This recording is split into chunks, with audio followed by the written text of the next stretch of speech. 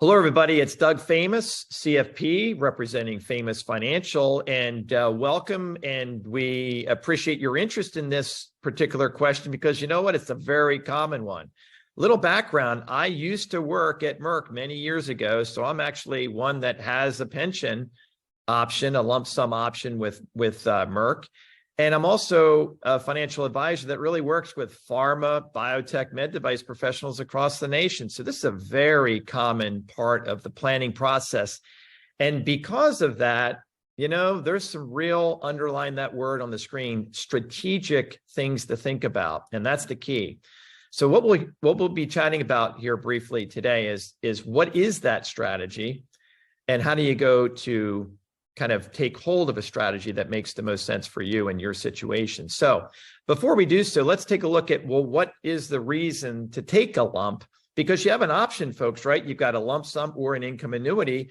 By taking the lump, you've got that in your mind that, hey, I want to have the flexibility of really doing with the lump what I'd like to. And much of that means you'd like to have access to the market. You also may want to say, well, I don't want to maybe just have access to the market. I want some other more guaranteed features or income features to this. So maybe an income plus market or a hybrid approach. But again, it's taking control over the distribution timing, which you would not have control if you chose the corporate income annuity. And then the ownership piece is not to be missed as well, because let's say the two of you, if you're married, you die together. You would basically have a problem there with the beneficiaries because you would lose the asset. But in this case, you really have that opportunity to, have that control the asset and therefore the unused funds going to beneficiaries regardless. And the managing of the assets as you prefer is, again, that wonderful provision. Now, strategically, we're going to take a look at, well, where are we kind of targeting strategy here? So on the left, you'll see an income annuity. You might say, well, wait a minute, I just chose a lump. Why would I go right back into an income annuity? And normally that isn't necessarily the case, but something to keep in mind here with an income annuity that you have more control over, you can defer it to a later year, for example, after the age of 65. And maybe you're still working then, so you would want that maybe guaranteed asset. We'll talk a little bit more about an income annuity per se.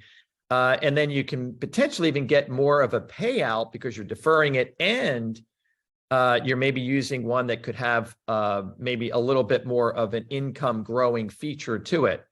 Number two option, and certainly one that's got many of you thinking about this, is the market. And hey, I am certainly a big advocate of having the market in your financial house. And why is that, folks? Because it's one of the best ways to actually treat long-term inflationary risk. So it's important to have a sufficient amount of market in the financial house. And then, of course, you can use that to your risk tolerance and your investment goals. Now, some of you might have been behind in your 401k contributions for whatever reason. There's a lot of reasons that can happen. And then maybe you're saying, hey, you know what? I just kind of need to take on a bit more risk here because I just don't have that much in the way of assets. However, if you are those that have saved quite a bit in your 401k, i.e. IRAs, 401ks, and the alike, you might say, gee, I've got quite a bit of market. I'm kind of concerned about putting all of the asset into the market. Well, what about this hybrid approach, Doug? You kind of alluded to that before. Well, actually, having stock plus income annuity has been studied to be the most efficient portfolios in terms of not running out of money and also offering the greatest chance to leave a legacy. What do I mean by that? So compared to bonds, a deferred income annuity versus bonds, you have a much greater payout ratio or a yield in effect with an income annuity that can really bolster the amount of income per asset. That's very important and often not really quite understood. So just understanding the mechanics of these areas, these general areas to speak of, is not to suggest this is an exhaustive list, but really a pretty common cadre of strategic thinking goes right here in front of you on the screen.